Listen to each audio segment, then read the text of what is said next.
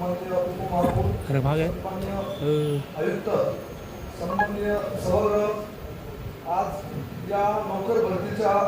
विषयी मी बोलण्यासाठी उभा आहे। प्रभागात प्रथमच निवडून आलेलो असल्यामुळे सभागृहातील सर्व नवनिर्वाचित नगरसेवक सर्वांचं मी अभिनंदन करतो।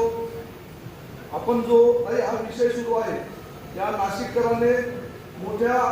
संख्येने आपल्याला या सभागृहात बहुमत दिलं आणि त्यामुळे आपण या सभागृहात बसलेलो आहे याचा आपण भान ठेवून हा जो विषय बोलत असताना सर्व सन्माननीय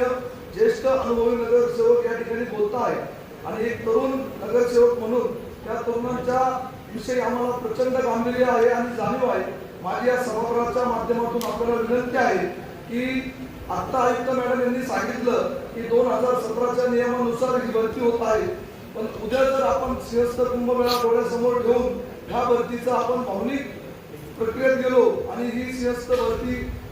सिंहस्थच्या दृष्टिकोनातून ही भरती गरजेची आहे म्हणून जर केली तर उद्या हेच आपल्याला याच नियमात सांगून पुढच्या भरतीला आपल्याला स्थानिक लोकांना विरोध करतील। म्हणून माझी आपल्या सभागृहाच्या माध्यमातून विनंती आहे की या विषयाला आपण गांभीर्यपूर्वक घेऊन ह्या भरतीला स्थगिती द्यावी आणि 8 दिवसानंतर 15 दिवसानंतर नवीन नोटिफिकेशन काढावं व प्राधान्याने हे 105 मुलं जे आपले आहेत सर्वप्रथम अधिकारी यांचा आहे यांना घेण्यात यावं अशी मी या सभागृहाला विनंती करतो।